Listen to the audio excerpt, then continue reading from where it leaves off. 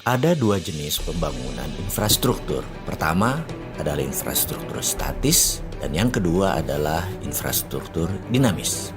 Pembangunan jalan tol, pelabuhan, bandara adalah kategori sebagai pembangunan infrastruktur statis. Sifat dari infrastruktur statis adalah penunjang kegiatan infrastruktur dinamis.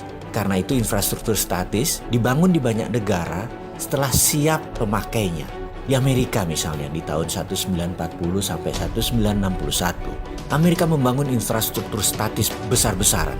Tujuan utamanya adalah menyediakan pemanfaatan untuk industri otomotif Amerika. Mereka membangun jalan lebih dari 25.000 km. 9 dari timur ke barat, 11 dari utara ke selatan, dan terus dibangun akar-akar jalan tersebut. Apa yang terjadi adalah industri otomotif mereka tumbuh di atas 15% per tahunnya. Sisi lain negara Cina membangun infrastruktur statis di awal tahun 90-an hingga tahun 2010. Hanya sisi timur negara tersebut yang dibangun, kemudian baru ke arah tengah. Karena sisi timur Cina adalah daerah produksi dan daerah pelabuhan untuk pendistribusiannya ke internasional.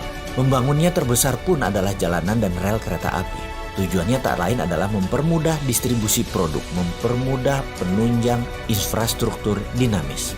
Jadi infrastruktur dinamis adalah sektor industri.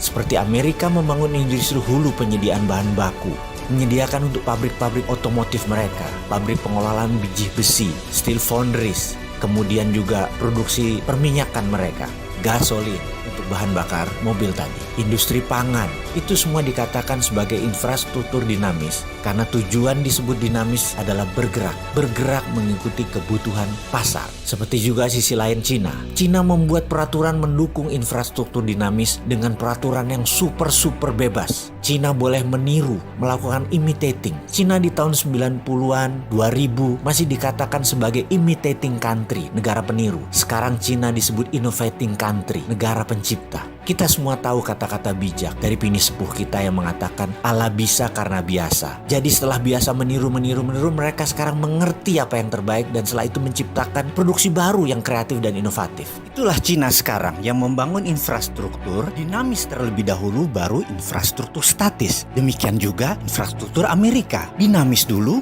baru yang statis. Kalau di Indonesia